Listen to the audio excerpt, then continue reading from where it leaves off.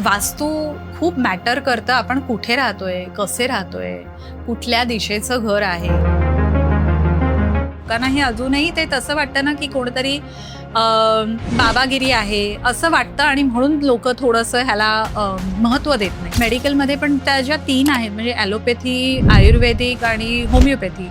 कुणी ॲलोपॅथीलाच बिलीव्ह करतं, कुणी होमिओपॅथीला करतं, कुणी तर घरातलंच म्हणजे काही मेडिसिन. संकटात आले कीच या लोकांना पत्रिका, कुंडली, ग्रहताऱ्यांची दिशा हे सगळं आठवतं. पण मग हा ॲस्ट्रोलॉजीकडे बघण्याचा दृष्टिकोन आहे आपल्या भारतातील लोकांचा. तर तुम्हाला काय वाटतं, काय दृष्टिकोन असला पाहिजे? की आपलं मॅनिफेस्ट पण आपल्या जर पत्रिकेत लिहिलेलं असेल तीच गोष्ट आपण मॅनिफेस्ट करतो आणि तीच गोष्ट आपल्याला मिळते. टाइम साधणं, एखादी योग्य वेळ साधणं तितकं खरंच गरजेचं असतं का आयुष्यात? मंत्र असेल किंवा ह्या देवळात जा, छोटंसं काहीतरी दान करा, म्हणजे अगदी गुळाचं दान करा किंवा हिरवे मुगाचं दान करा, एवढंच असतं.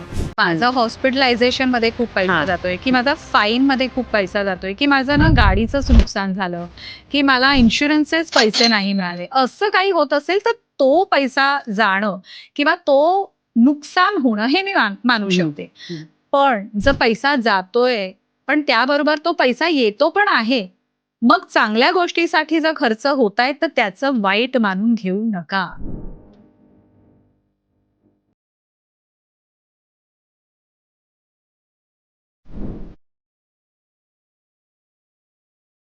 तुम्ही कधी असा विचार केलायत का, की आपण खूप मेहनत करतोय पण योग्य वेळ आणि योग्य दिशा मिळाली तर यश आणखीन जवळ येऊ शकतं? अशाच विचारातून अनेक लोकांना ॲस्ट्रोलॉजी, न्यूमरोलॉजी आणि वास्तू कन्सल्टेशनच्या माध्यमातून मार्गदर्शन करणाऱ्या आपल्या आजच्या विशेष पाहुण्या. गेली अनेक वर्ष लोकांच्या आयुष्यात सकारात्मक बदल घडवत 6,000हून अधिक लोकांना त्यांनी त्यांच्या महत्वाच्या निर्णयांमध्ये साथ दिली आहे. तर जाणून घेऊयात त्यांच्या या प्रेरणादायी प्रवासाविषयी, अनुभवांविषयी आणि ऑकल्ट सायन्सच्या या अद्भुत विश्वाविषयी. तर स्वागत करूयात वार्तालाप जंक्शन स्टार्टच्या पॉडकास्टमध्ये अभिशास्त्रच्या शिल्पा राजे मॅडम यांचं. मॅडम, तुमचं मनपूर्वक स्वागत. तुमचं आमच्या स्टुडिओमध्ये मी मनपूर्वक स्वागत करते. आणि आज खूप साऱ्या इंटरेस्टिंग गोष्टी तुमच्याकडनं जाणून घेणार आहोत. खूप सारे प्रश्न माझ्या मनात दाटून आलेत ह्या सगळ्या गोष्टींना घेऊन. तर पहिलाच प्रश्न मी तुम्हाला असा विचारेन की तुमचा जो प्रवास आहे ह्या सगळ्या गोष्टींच्या मागचा, तो नेमका सुरू कुठून झाला? किंवा ऑकल्ट विद्या आहे म्हणजे ऑकल्ट सायन्स, गूढ विद्या, तर ह्याच गोष्टींकडे वळावं असं तुम्हाला का वाटलं तुमच्या आयुष्यामध्ये? Thank you Pratiksha, thanks for having me here आणि मला पॉडकास्टची संधी दिल्याबद्दल खूप खूप धन्यवाद. माझी जर जर्नी म्हणाल तर आमची जर्नी रादर, मी आणि माझे हजबंड आम्ही दोघंही या फील्डमध्ये आहोत. आमची जर्नी साधारण 21 वर्षापूर्वी चालू झाली. 21 वर्षापूर्वी जेव्हा माझा मुलगा म्हणजे मुलाचा जन्म झाला त्यावेळी कोणीतरी आम्हाला सजेस्ट केलं होतं की मुलाचं नाव न्यूमरोलॉजिकली ठेवून बघा, कसं वाटतंय तुम्हाला ते. म्हणजे न्यूमरोलॉजिकली जे आपले नाव आणि त्याचं बर्थ डेट हे मॅच करून बघा, तुम्हाला ते जसं नाव देतील ते कसं तुमच्या मुलाला हे होतंय ते बघा, म्हणजे मॅच होतंय किंवा त्याचा पुढचा प्रवास कसा चालू होतोय ते बघा. आणि त्यांचा सल्ला घेऊन आम्ही न्यूमरोलॉजिस्टना भेटलो. त्यांनी माझ्या मुलाला एक नाव सजेस्ट केलं, ते नाव आम्ही त्याला दिलं. पण असं होतं की तो 3 महिन्याचा होता तेव्हा आणि ते नाव त्याला किती सूट होतंय किंवा त्यांनी जे प्रोफाईल दिलं त्या प्रोफाईल मधल्या गोष्टी त्याला म्हणजे त्याची पॉझिटिव्हिटी, त्या गोष्टींची पॉझिटिव्हिटी समजायला आम्हाला वेट करायला लागेल. मग आम्ही विचार केला का नाही मी माझं आणि माझ्या मिस्टरांचं, आम्ही दोघंही त्यांच्याकडे जाऊन आमचं पण प्रोफाईल बनवलं न्यूमरोलॉजिकली. आणि असं दिसून आलं की हळूहळू आमच्या आयुष्यात असे छान बदल घडत गेले. असं नाही झालं की अजिबात तुम्हाला काही टेन्शन नाही, प्रेशर नाही, काही वादळं आलीच नाहीत आमच्या आयुष्यात, असंही नाही. वादळं बरीच आली, पण ती पॉझिटिव्हली आम्ही हँडल केली, त्याला मात केली आणि पुढे निघालो. त्यानंतर आजपासून 10 वर्षापूर्वी माझ्या मिस्टरांना असं वाटलं की ही विद्या आपल्याला तर खूप उपयोगी पडतीये, पण ह्या विद्येचा आपण उपयोग करून, आपण ही शिकून जर आपण हे लोकांपर्यंत पोहोचवू शकलो तर का नाही, आणि त्या गोष्टीचा उपयोग लोकांनाही व्हावा. ही एक म्हणजे म्हणतो ना एक सामाजिक मदत करण्याची इच्छा माझ्या मिस्टरांना झाली अभिजितराजे, आणि त्यांनी न्यूमरोलॉजी ते शिकले. तिथपासून आमचा प्रवास सुरू झाला. मग मी ॲस्ट्रॉलॉजीकडे वळले. मला ॲस्ट्रॉलॉजीमध्ये शिकतानाच मला असं वाटलं की खूप पुल वाटलं मला ॲस्ट्रॉलॉजीकडे, आणि शिकत असताना रादर मला असं वाटलं की हे मी आधीपासून मला माहिती आहे ह्या गोष्टी. ॲक्च्युली मला हे जे मी शिकतेय ते मी आधी पण शिकलेले आहे असं मला वाटायला लागलं, आणि त्या गोष्टीकडे मी खूप आकर्षित झाले. तर असा आमचा प्रवास सुरू झाला, आणि त्या प्रवासात माझे मिस्टर न्यूमरोलॉजी आणि रेकी हिलिंग हे करतात, आणि मी ॲस्ट्रॉलॉजी, वास्तू आणि टॅरो रिडिंग हे बघते. अच्छा अच्छा. तुम्ही आत्ताच एक किस्सा सांगितला की काहीतरी तुमच्या आयुष्यात घडलं, म्हणजे तुमच्या मुलाचं नाव बदलायला सांगितलं, आणि त्या सगळ्या प्रसंगापासून तुम्ही इथे आलात.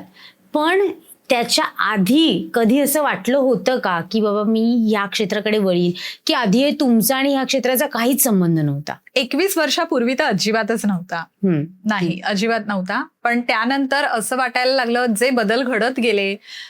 मी माझं नाव 21 वर्षापूर्वी बदललं, म्हणजे स्पेलिंग, नावाचं स्पेलिंग 21 वर्षापूर्वी माझं नावाचं स्पेलिंग बदललं, आणि जे बदल घडत गेले ते आम्हाला पुल पण करत गेलं की ही विद्या नक्कीच काहीतरी अगदी पॉझिटिव्ह विद्या आहे.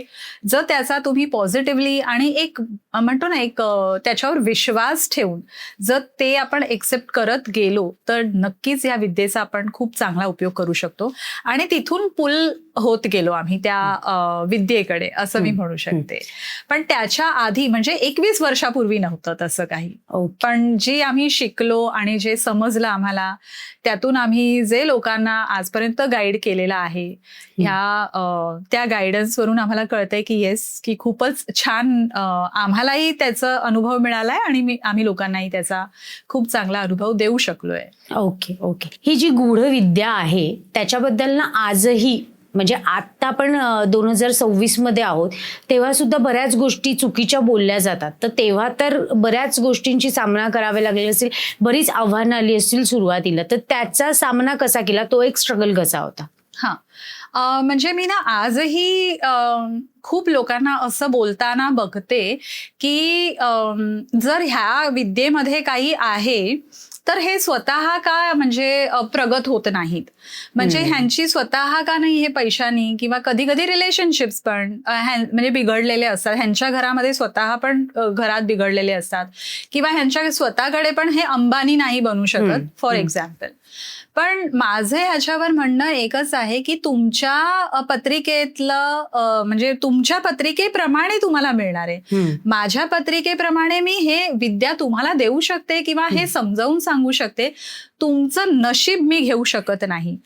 कोणीही कुणाचं नशीब नाही घेऊ शकत. माझ्या नशिबात जर काही असेल, एवढं असेल तर मला एवढंच मिळणार, त्याच्यावरती मला एवढं नाही मिळू शकत. I can try for it. पण माझा ते आहे की जेवढं मला असेल माझ्या नशिबात ते मला तेवढं मिळणार, आणि तेवढं मिळतंच हे आहे.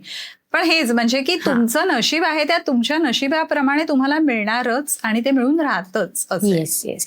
ऍक्च्युली ना आजपर्यंत बरेच पॉडकास्ट झाले, ह्या विषयाला धरूनही झाले, पण ना हा एकदम महत्वाचा म्हणजे उत्तर आहे असं मला वाटतं. कारण ना बरेचदा, आणि हे माझ्याही डोक्यात नाही आलं, पण बरेचदा हा प्रश्न मलाही पडलेला असतो की हे सगळं जे हे बघतात लोक, तर ह्यांच्या लाईफमध्ये का नाही गोष्टी चांगल्या घडत? एक्झॅक्टली. आणि मग बरेचसे लोक असं पण म्हणतात हे कोण आपल्याला सांगणार मग जर ह्यांच्याच बाबतीत चांगल्या गोष्टी. पण त्याचं अगदीच सुंदर आणि मापक उत्तर तुम्ही दिलं, ते आमच्या प्रेक्षकांना नक्कीच ह्याचा गैरसमज जो काही आहे तो ह्या उत्तराच्या माध्यमातून. माझी पत्रिका माझ्या नशिबात, माझ्या पत्रिकेप्रमाणे जे लिहिलेलं आहे तेच माझ्या नशिबात घडणार. करेक्ट. म्हणजे मी लोक जेव्हा माझ्याकडे येतात की मॅडम ना मला असं झालेलं आहे आणि हे चेंज करा, म्हणजे हे मला नाही करायचंय. फॉर एक्झाम्पल सेपरेशन किंवा लग्न, ह्या गोष्टी मी तुम्हाला सांगते. सेपरेशन, मला ह्या माणसाबरोबर नाही राहायचंय किंवा मला या व्यक्तीबरोबर नाही राहायचंय, पण मी म्हणते तुमच्या नशिबात सेपरेशन नाहीये, तुम्हाला एकत्रच राहायचंय. त्यावेळेस असं होतं की तुम्ही काहीतरी करा, पण मी नाही करू शकत. मी तुम्हाला समजावू शकते, ही तुम्ही ऍज अ नेव्हिगेशन म्हणून घ्या. हे एक नेव्हिगेशन म्हणून घ्या तुम्ही.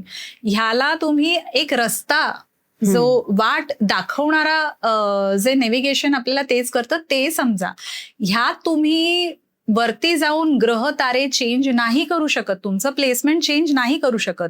तुम्ही जे जन्माला आलात तेव्हा जे तुमचं D1 चार्ट म्हणजे जन्मपत्रिका जी बनली तीच पत्रिका तुमच्या बरोबर शेवटपर्यंत राहणार आहे. तेच प्लेसमेंट राहणार आहेत ग्रहांचे, राशींचे प्लेसमेंट तेच राहणार आहेत. ते बदलू शकत नाही, कोणीही नाही. मी नाही, कोणी सांगत असेल Correct. की मी चेंज करू शकतो, मी तुमचा डिवोर्स करून देऊ शकतो किंवा मी तुमचं लग्न करून देऊ शकतो, जर लिहिलेलं नाहीये तर नाही होत.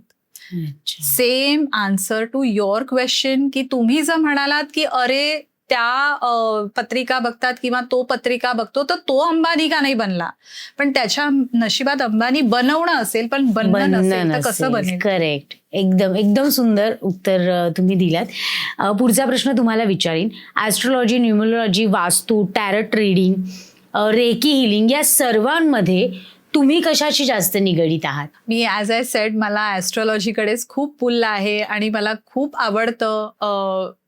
ग्रह तारे असं म्हणतात ना की बोलतात, असं मला वाटतं की प्रत्येक ग्रह, प्रत्येक तारा, प्रत्येक राशी मला असं वाटतं माझ्याशी बोलतीये. आणि आपण पत्रिका मांडतानाच मला असं जाणवतं की ह्या पत्रिकेत काय प्रॉब्लेम असेल किंवा ह्या व्यक्तीचा काय प्रश्न असेल हे पत्रिका मांडतानाच मला समजायला लागतं. आणि आजही मला अभ्यास करायला लागतो. मी अभ्यास करते, रोज माझं लिखाण भरपूर करते मी. त्यामुळे माझा पूल आहे तो ॲस्ट्रॉलॉजीकडे. सर्वतः माझा जास्त करून पूल तर ॲस्ट्रॉलॉजीकडेच आहे. आणि कारण त्याचं अजून एक महत्वाचं कारण असं आहे की आपल्याला हे शास्त्र एकतर 5000 वर्षापासूनचं चालत आलेलं आहे. ह्या शास्त्रात आपल्याला जेवढं ॲक्युरसी मिळते तेवढी ॲक्युरसी आपल्याला अजून कुठल्या शास्त्रात मिळत नाही.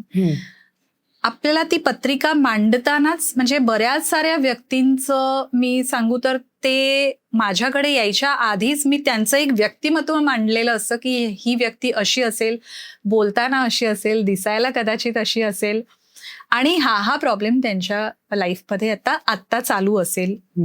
आणि त्यांच्याशी सुरुवात करताना ऍक्च्युली म्हणजे माझं जसं मी सुरुवात करते कन्सल्टेशनला तेव्हा मी त्यांना सांगते तुम्ही फक्त मला तुमचे डिटेल्स द्या, मला तुम्ही काही सांगू नका, पण डिटेलमध्ये फक्त बर्थ डेट मला चालत नाही. जसं की आजकाल खूप सांगतात की फक्त बर्थ डेट द्या, बर्थ डेटवरून तुमचं ॲस्ट्रॉलॉजिकल चार्ट मांडला जात नाही. त्यासाठी तुम्हाला तुमची जन्मवेळ महत्वाची आहे, ॲक्युरेट जन्मवेळ पण तेवढीच महत्वाची आहे.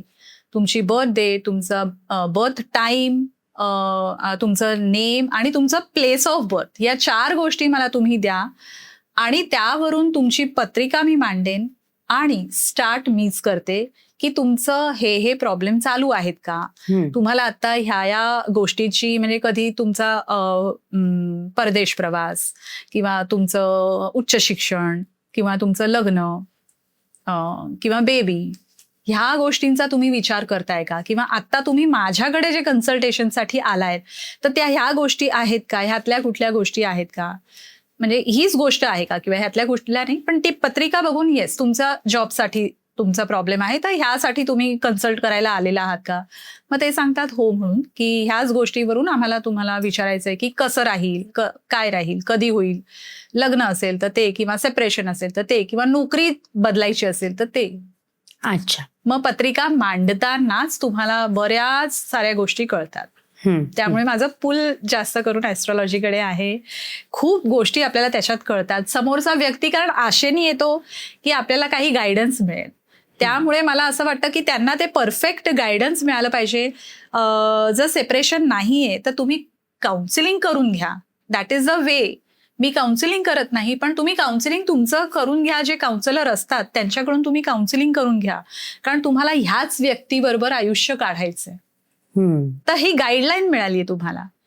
मग तुम्ही त्या सेपरेशनकडे नाही जाणार, ती जे वे तुम्हाला नाहीच आहे त्याकडे नाही जाणार, पण तुम्ही मग काउन्सिलिंगच्या वेकडे जाल. हे स्पष्ट त्याच्यात कळून येतं. अच्छा अच्छा.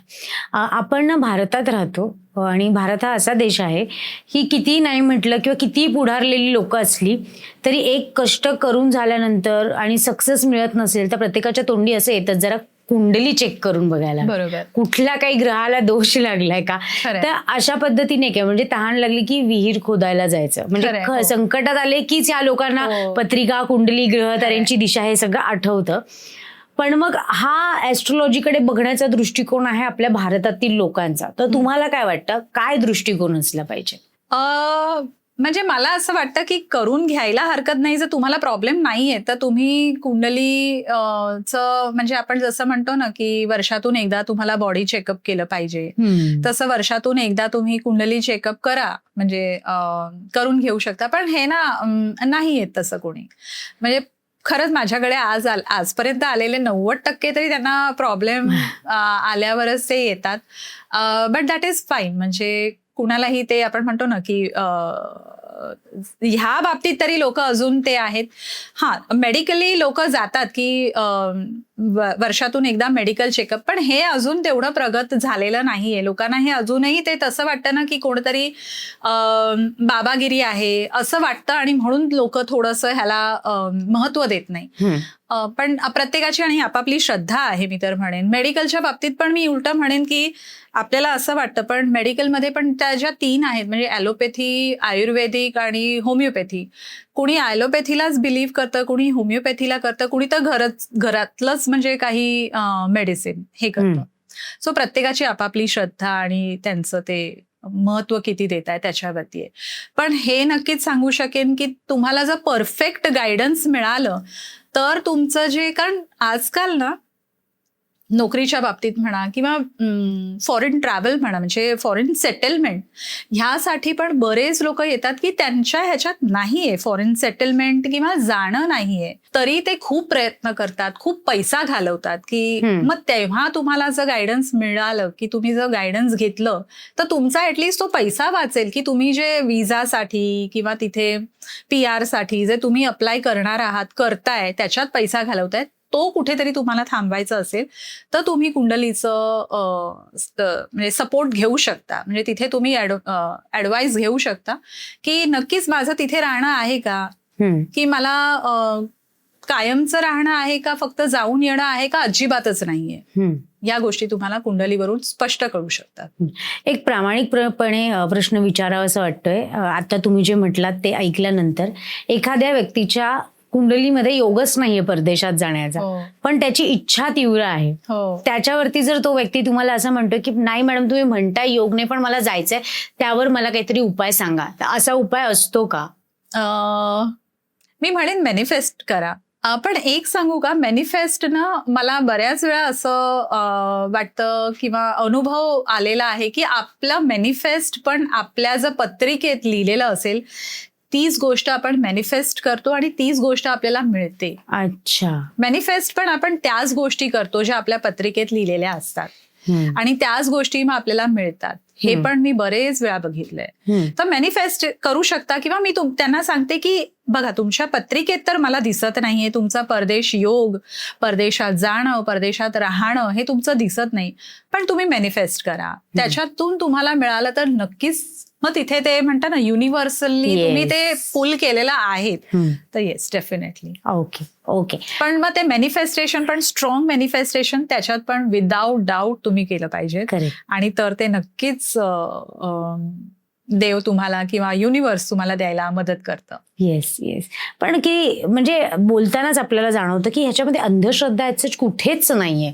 अगदी नाहीये. बरेचदा असं जे बोललं जातं त्यांनी हे सगळ्या गोष्टी पॉडकास्ट बघावे, ऐकलं तरी त्यांचे सगळे जे थॉट्स आहेत, रॉंग थॉट्स आहेत, ते क्लिअर होतील, कारण सगळ्या गोष्टी क्लिअर आहेत नाही का. पुढचा प्रश्न अजून एक सांगू का म्हणून हे ना ह्याच्यात फार गणित आहे. म्हणजे डिग्री घ्यायला लागतात तुम्हाला, प्रत्येक ग्रहाच्या डिग्री लागतात, ते किती घरं चालतात, ते कशी चालतात, त्या दृष्ट्या असतात, प्रत्येक ग्रहाची दृष्टी असते. मग ते ग्रह खूप ह्याच्यात खूप मोठं ऍक्च्युली सायन्स आहे. म्हणजे लिटरली हे असं कुणीही समजू नाही शकणार की अच्छा तुम्ही बसलात, अच्छा शिका, असं नाही येते. हे खरंच खूप गणित आहे आणि त्याच्यात गणित आहे ते समजलं पाहिजे, लॉजिक आहे आणि गणित पण आहे. तर त्याच्यामुळे हे जर समजलं तर तुम्हाला पत्रिका वाचन हे समजू शकतं. त्याच्यामुळे हे असं आपण म्हणतो ना काही फसवेगिरी ह्याच्यात नाही, नाहीये. कारण आता बघा ना, मी तुम्हाला विचारल्यावरती बरेचदा बाहेर जी भोंदूगिरी चालते की हो. पत्रिकेत योगच नाहीये परदेशात जाण्याचा, तरी पण मग उपाय काय करू, नारळ नाही, फिरव, नाही. लिंबू हे कर, असं काही नाही. त्याच्यामध्ये खूप साधं आणि छान उत्तर आहे की तू कल्पना कर त्या गोष्टीची. हो त्या Manifest करा. कल्पनेच्या इच्छाशक्तीवरती तुझ्या आयुष्यात ते नक्की घडेल. घडेल. हे खरंय. इतकं सोपं आहे. खरंय. तर अगदी खरंच बरोबर. याच्यात अगदी अंधश्रद्धा बरोबर. वगैरे असं हो, काही ह्याच्यात काही तुम्ही करू शकत नाही. फक्त हेच की तुमची कल्पना आणि तुम्ही जर ते पूल केलं तुमच्या म्हणजे युनिव्हर्समध्ये तुम्ही जर ती इच्छा सोडलीत आणि युनिव्हर्सने तुम्हाला दिलं तर ते नक्की होण्यासारखं आहे. पण ह्या व्यतिरिक्त मी जसं म्हटलं तुम्हाला की कोणी तुम्हाला सांगत असेल की नाही तुम्ही या माझ्याकडे, आपण काहीतरी पूजा करूया आणि त्यांनी तुमचं जाणं अगदी होईलच, नक्कीच होईल, तर प्लीज मी तर म्हणेन की करू नका. जाऊ नका. त्यातून तुमची मर्जी. मग तुम्हाला जर असेलच तो योगही असेल तुमच्या पत्रिकेत तर Correct. तुमचं तो जाणारच. त्याचाही अनुभव तुम्हाला येईल. बरं अगदी शिल्पा आहे. मॅम, तुम्हाला ना टायमिंग स्पेशलिस्ट म्हणून ओळखतात असं मी ऐकलंय तुमच्याबद्दल हो, बाहेर. हो. तर खरंच त्याबद्दल काय सांगाल, आणि टाइम साधणं, एखादी योग्य वेळ साधणं तितकं खरंच गरजेचं असतं का आयुष्यात? अगदी. टाइम स्पेशलिस्ट म्हणजे काय माहितीये का, म्हणजे बऱ्याच लोकांना मी नोकरी बदलणार, या वेळेला बदलणार. आता काय असं माहितीये का, ह्याच्यात आपण एक दिवस असा देऊ शकत नाही. एकच छोटं उदाहरण सांगते. एक क्लायंट होते, त्यांचा जॉब त्यांना चेंज करायचा होता. म्हटलं हो तुमचा जॉब चेंज होणार आहे, ऑक्टोबरमध्ये नक्कीच तुमचा जॉब चेंज होईल. त्यांनी मला 30 सप्टेंबरला मेसेज टाकला की अजून तरी काही आलेलं नाहीये, ऑक्टोबरमध्ये तुम्ही सांगितलं चेंज होईल. आता ह्याच्यावरती मीही त्यांना काही रिप्लाय दिला नाही त्या दिवशी, कारण मी त्यांना म्हटलं अजून वेट करा, तर दुसराच दिवस ऑक्टोबर आहे, म्हणजे 1 ऑक्टोबर.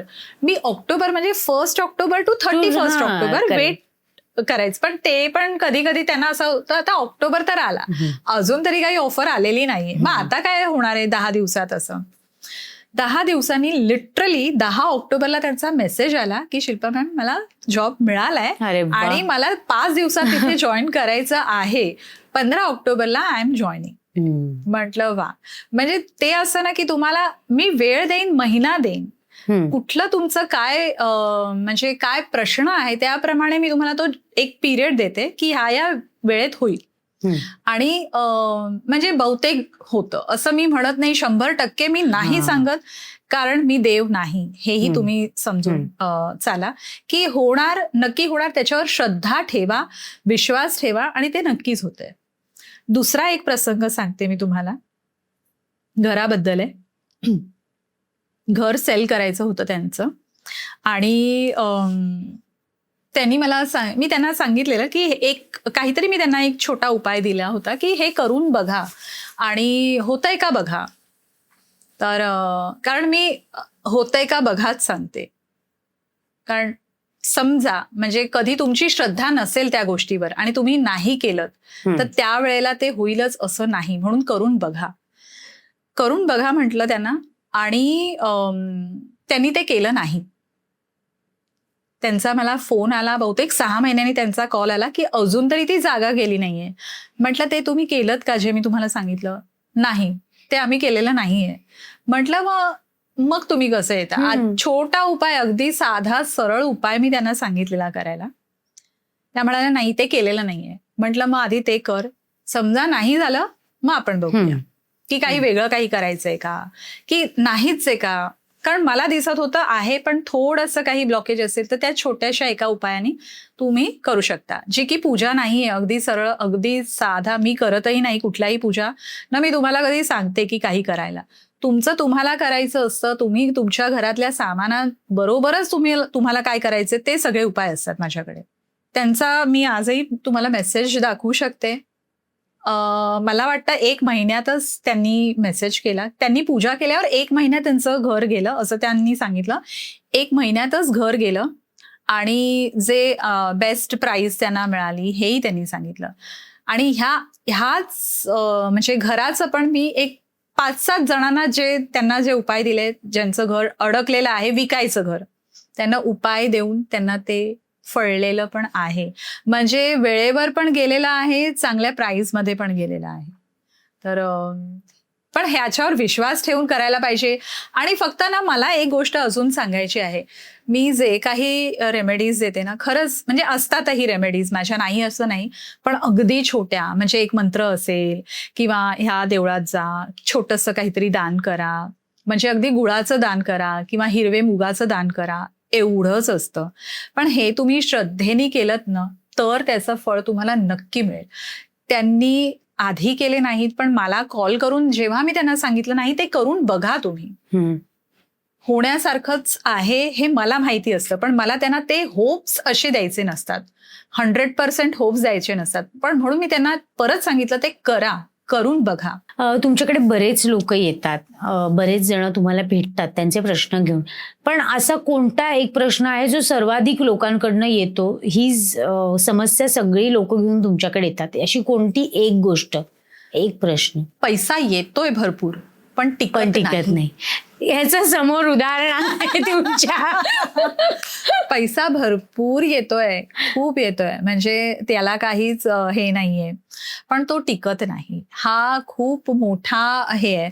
पण एक सांगू का, मला असं म्हणायचंय, हे अगदी बरोबर आहे, बऱ्याच पत्रिकांमध्ये असं असतं, पण मला म्हणायचंय, लक्ष्मी का नाही खेळती ठेवत तुम्ही? पैसा येतोय ना, तो येतोय, तो जाण्यासाठीच येतोय. खर्च नाही झाले तर मग तुम्हाला त्या पैशाचा उपभोग तर घ्यायला पाहिजे ना. म्हणजे आणि तो अजून एक गोष्ट, तो पैसा चांगल्या ठिकाणी जातोय का, ह्या गोष्टी मी विचारते, की तो पैसा जो जातोय तो तुमचा चांगल्या ठिकाणी जातोय का, म्हणजे are you happy with those expenses. म्हणजे कधी कधी काय होतं, तुम्ही फॅमिली बरोबर ट्रिपला जाता, फॅमिली बरोबर तुमचे वेळ घालवता, हॉटेलिंग करता, किंवा फॅमिली शॉपिंग आहे, किंवा मुलाच्या शिक्षणासाठी देतोय, ती एक इन्व्हेस्टमेंट आहे. मग हा जो पैसा जातोय तो चांगला आहे ना. म्हणजे हा पण नाही जाऊ तर मग तुम्ही त्या पैशाचं काय करणार? म्हणजे हा तर तुम्हाला एक्सपेन्सेस घडणार पण आहे, पण असे काही एक्सपेन्सेस आहे का ज्याचं तुम्हाला म्हणतो ना की आपल्याला वाईट वाटतं, अरे म्हणजे माझा ना लिगली खूप पैसा जातोय, माझा हॉस्पिटलायझेशन मध्ये खूप पैसा जातोय, की माझा फाईन मध्ये खूप पैसा जातोय, की माझं ना गाडीचंच नुकसान झालं, की मला इन्शुरन्सचेच पैसे नाही मिळाले, असं काही होत असेल तर तो पैसा जाणं किंवा तो नुकसान होणं हे मी मानू शकते. पण जर पैसा जातोय पण त्याबरोबर तो पैसा येतो पण आहे, मग चांगल्या गोष्टीसाठी जर खर्च होत आहेत तर त्याचं वाईट मानून घेऊ नका आणि वर्क हार्डर. तुमचे ते ना बरेच वेळा एक्सपेन्सेस पेक्षा तुमचं सेव्हिंग पण होत असतं, पण ते सेव्हिंग न दिसताना तुम्हाला फक्त तुमचे खर्च दिसतात. तर मी जेव्हा ते विचारतात, तुम्हालाही मी विचारणार आहे, तर पैसा कुठल्या गोष्टीवर जातोय तो आधी बघा. नाही, हॉस्पिटलमध्ये टचवूड अजूनपर्यंत तरी नाही गेलाय, पण बाकी तुम्ही जे म्हणतात, जे उत्तर दिलं ते मी माझ्या नवऱ्याला 10 वेळा तरी ऐकवणार आहे, की बघ असा पैसा जाणं योग्य आहे. अरे मग आपण त्याच्यातून आपण मेमरी साठवतोय.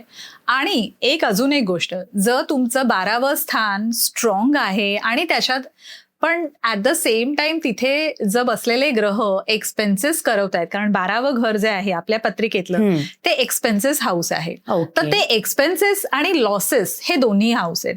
तर तो एक्सपेन्स आहे का लॉस आहे हे आधी तुम्ही मला सांगितलं पाहिजे, मग मी म्हणेन तुम्हाला की येस हा चांगला आहे, करा, भरपूर करा.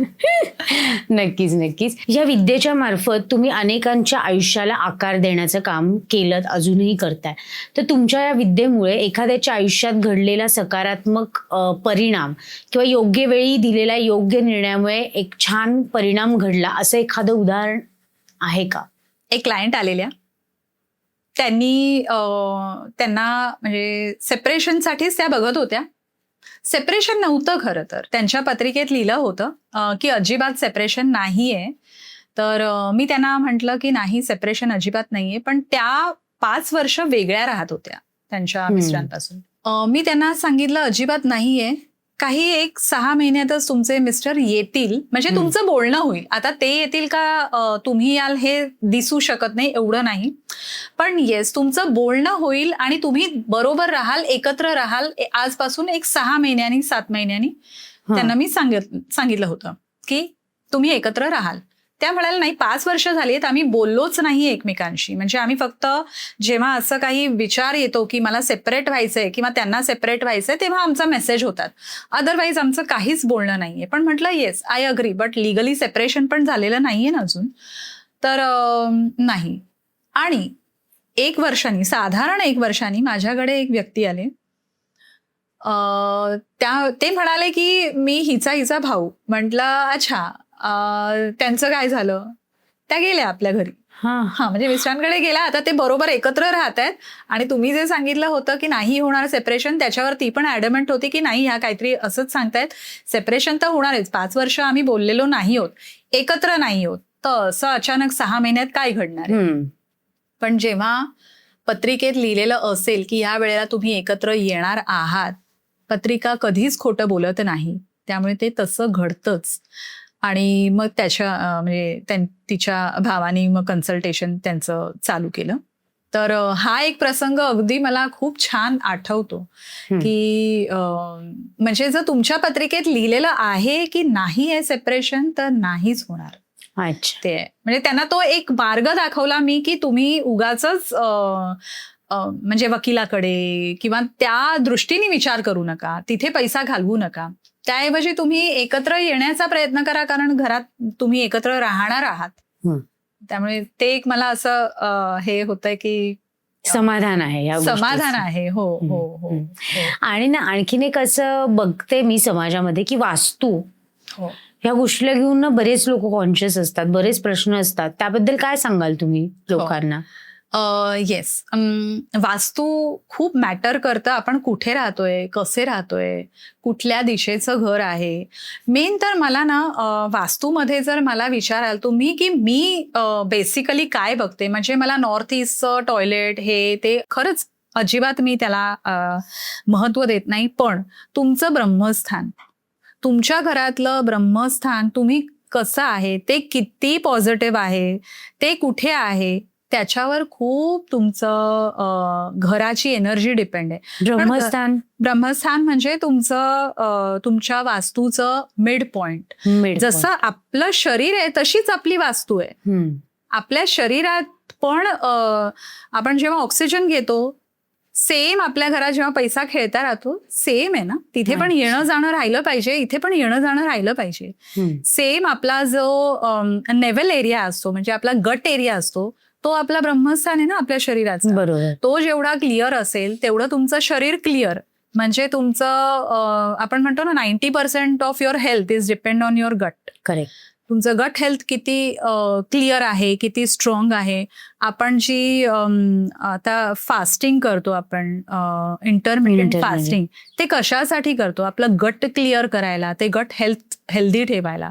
सेम आपल्या घराचं ब्रह्मस्थान, आपलं मिड पॉइंट ऑफ युअर वास्तू इज ब्रह्मस्थान. ते जर क्लिअर नसेल, त्याच्यावरच एखादी भिंत आहे किंवा त्याच्यावर एखादं काही जड वस्तू तुम्ही ठेवलेली आहे, कधी कधी ते किचनमध्ये येतं, कधी कधी ते बाथरूममध्ये असतं, टॉयलेटमध्ये असतं. तर ह्या गोष्टी आपण जास्त, माझ्या दृष्टीने मी बघते, जेव्हाही मी म्हणजे ग्रिड मांडते वास्तूचा, तेव्हा पहिले तर ब्रह्मस्थान बघायला लागतं, मग किचन येतं, मग एंट्री येते, ब्रह्मस्थान नंतर एंट्री येते अँड देन किचन मी बघते. तर ह्या 3 गोष्टी मेजरली मला म्हणजे हे करतात, बेस आहेत ह्या आपल्या कुठल्याही वास्तूच्या. कारण तुमचं गट क्लिअर नाही तर काय हे, तसं तुमचं एंट्री क्लिअर नाहीये, एंट्री कुठल्या दिशेची आहे, किंवा तुमचं किचन जिथे तुम्ही मॅक्झिमम वेळ तुम्ही घालवता, म्हणजे एखादी स्त्री मॅक्झिमम वेळ त्या किचनमध्ये घालवते, किंवा आपला बेस आपण खाण्यासाठी म्हणतो ना, म्हणजे किचनमध्ये मेन गोष्टी आपलं जे आपल्या शरीराला लागतं, तेच गोष्ट जर क्लिअर नसेल तर मग तुमचं बाकीचं कसं क्लिअर होईल? बरोबर बरोबर. आणि ना आजचं आयुष्य आपण बघतोय, खूप हे धकाधकीचं आयुष्य आहे, हेक्टिक लाईफ आहे प्रत्येकाचं. 1 मिनिट पण थांबायला वेळ नाही. पण मग अशा या धकाधकीच्या आयुष्यामध्ये जर आपल्याला आपलं मानसिक स्वास्थ्य जपायचं असेल, आयुष्यात शांतता हवी असेल, तर आज या पॉडकास्टच्या माध्यमातून एक सल्ला द्यायचा झाला तर तुम्ही काय द्याल? माझ्याकडे जेव्हा लोक येतात ना, जेव्हा मी उपाय देते लोकांना, त्याच्यात ना मी एक मंत्र हमखास असतो, एक मंत्र अगदी हमखास देतेच लोकांना की हा तुमचा मंत्र आहे. तो मंत्र सतत, आता 108 वेळा आपल्याला सांगितलेलं असतं की 108 वेळा जप करा मंत्राचा, पण तो मंत्र जाप कंटिन्यू करत राहायचा. ऍक्च्युली तो मंत्र नेहमी म्हणत राहायचा. तुमच्या मनात, तुमच्या तोंडात तो मंत्र असलाच पाहिजे. आणि तो मंत्र तुम्हाला खरंच खूप तारून नेतो. का? कारण बाकीचे उपाय, फॉर एक्झाम्पल तुम्ही कोणाकडे गेलात, पूजा जरी करायला सांगितली तरी त्यासाठी पण बरंच काही खटाटोप करायला लागणार आहे तुम्हाला. मी तुम्हाला काही उपाय देते, जसं मी तुम्हाला सांगितलं की एक वास्तू विकली जाण्यासाठी पण त्यांना एक उपाय जो सांगितला होता तो पण त्यांना करावा लागला. पण मंत्र ही एक गोष्ट अशी आहे की तुम्ही कधीही कुठेही कितीही वेळा कसाही जप करू शकता. बरोबर. त्यामुळे मंत्र सतत तुमच्या तोंडात मंत्रजाप असला पाहिजे. हे एक अतिशय साधं आणि सोपं समाधान आहे तुमच्या कुठल्याही प्रश्नावरती. मंत्र म्हणताय तुम्ही, आज हजारो लाखोच्या संख्येने हा पॉडकास्ट बघणारे प्रेक्षक असतील आणि प्रत्येकाच्या आयुष्यात काही ना काही आहे आणि प्रत्येक जण एकटिक आयुष्य जगतोच आहे. तर तो मंत्र तुम्ही आमच्या प्रेक्षकांबरोबर शेअर करू शकता? अगदी. एक मंत्र आहे, ओम श्रीम नमः. ओम श्रीम नमः. येस, ओम श्रीम नमः हा लक्ष्मीचा मंत्र आहे. जेवढ्या जास्त वेळा हा तुम्ही म्हणाल तेवढं तुम्हाला, म्हणतो ना आपण, लक्ष्मी अट्रॅक्ट करू शकतो किंवा लक्ष्मी तुमच्याकडे खेळती राहील असं मी म्हणू. ओम श्रीम नमःचा जप सतत करा, सतत. दिवस बघू नका, रात्र बघू नका, तुम्ही कुठे जाताय, प्रवास करताय, काही बघू नका, पण ओम श्रीम नमःचा जप करा आणि नक्कीच तुमच्या आयुष्यात तुम्ही बदल घडवू शकाल. येस, नक्कीच. हा जो मंत्र शिल्पा मॅमनी आपल्या प्रेक्षकांबरोबर शेअर केलाय तो आपल्या स्क्रीनवरही तुम्हाला नक्की दिसत असेल आणि तो मंत्र तुम्ही म्हणून बघा, काहीतरी नक्की त्याचा पॉझिटिव्ह उपयोग तुमच्या आयुष्यावर होईल. मॅम, बरेचदा ना लोक ठरवतात कन्सल्टेशनसाठी यायचं असं, तर मग कन्सल्टेशनसाठी येणाऱ्या लोकांना, व्यक्तींना तुम्ही काय सजेस्ट कराल? कोणत्या गोष्टी लक्षात ठेवा कन्सल्टेशन घेत असताना? माझ्याकडे जर येताय तुम्ही तर कन्सल्टेशनसाठी बेसिक 4 गोष्टी मला लागतात, ज्यांनी मी पत्रिका मांडू शकते. त्या म्हणजे नाव, date of birth, place of birth आणि टाइम ऑफ बर्थ.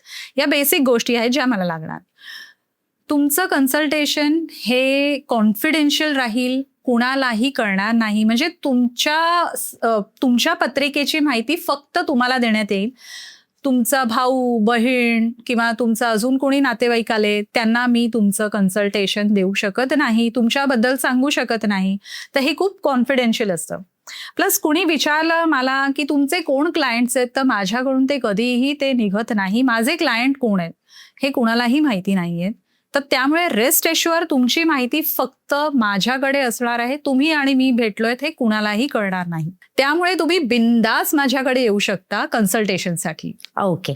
मॅम, आजपर्यंत 1 नाही 2 नाही तब्बल 6000 लोकांना तुम्ही मार्गदर्शन केलेलं आहे, त्यांचे प्रॉब्लेम्स तुम्ही सॉल्व्ह केलेले आहे. तर इतक्या मोठ्या प्रवासामध्ये तुम्ही काय शिकलात? काय तुम्हाला गोष्टी समजल्या या एवढ्या सुंदर प्रवासात? मी ना खरंच सांगू का, अगदी खूप छान प्रश्न विचारलायत. मला लोकांना एकच सांगायचंय, एक्सेप्टन्स पाहिजे. एक्सेप्ट करा. तुमची पत्रिका आहे, तुम्ही एक्सेप्ट करा. जेव्हा तुम्ही जन्माला आलात तेव्हा ती पत्रिका तशी मांडली गेली, ते ग्रह तारे तसे मांडले गेले, ती रास तशी मांडली गेली, नक्षत्र तसे मांडले गेलेत. त्यामुळे ते एक्सेप्ट करा की ही पत्रिका तुम्हीच अट्रॅक्ट केलेली आहे, कोणी तुम्हाला थोपवलेलं नाहीये. त्यामुळे जेवढं लवकर तुम्ही एक्सेप्ट कराल, तुमच्या प्रत्येक परिस्थितीला मात करण्यामागे तुम्ही तेवढं स्ट्रॉंगली मात करू शकाल. म्हणजे एक्सेप्टन्सनी तुम्ही मात करू शकाल. जेवढं पटकन आणि पॉझिटिव्हली एक्सेप्ट कराल तेवढं पॉझिटिव्हली तुम्ही त्या परिस्थितीला चेंज करू शकाल आणि हे नक्कीच करू शकाल. जर तुम्ही पॉझिटिव्हली एक्सेप्ट केलं तर ती परिस्थिती चेंज होण्यात वेळ लागत नाही, हे पण समजून घ्या. नाही, खरंय.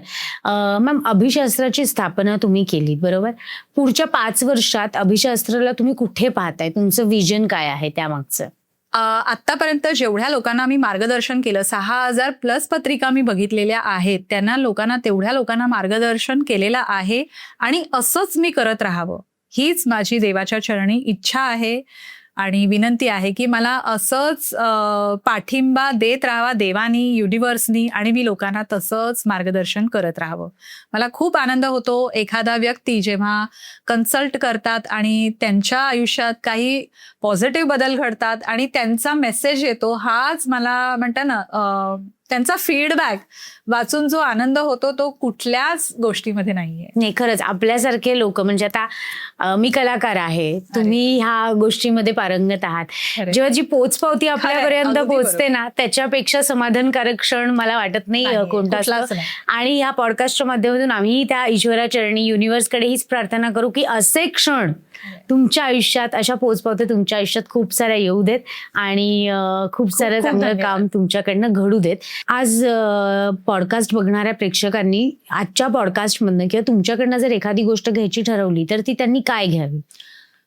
मी म्हणेन की एक्सेप्ट तर कराच आणि समाधानी राहा. म्हणजे जे तुम्हाला मिळालेलं आहे, आणि कदाचित आपण म्हणतो ना पेशन्स, तुम्हाला जर एखादी गोष्ट मिळणार आहे तर मिळणारच आहे.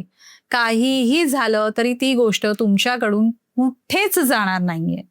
किंवा तुम्हाला जर एखादी गोष्ट मिळणार नसेल तर त्या गोष्टीचा हट्ट करू नका, अट्टाहास धरू नका. ती गोष्ट तुमच्यासाठी बनलेलीच नाहीये.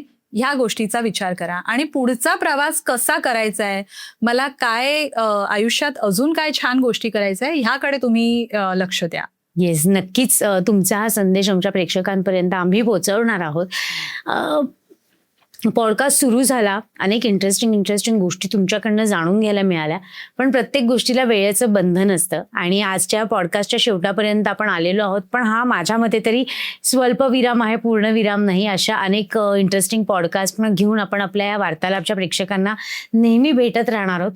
पण तत्पूर्वी तुम्ही आमच्या ह्या वार्तालाप जंक्शन वर आलात, इतकं सुंदर आपण दोघींनी गप्पा मारल्या, प्रेक्षकांना खूप साऱ्या गोष्टी ह्याच्यातनं शिकायला मिळणार आहेत याची मला खात्री आहे.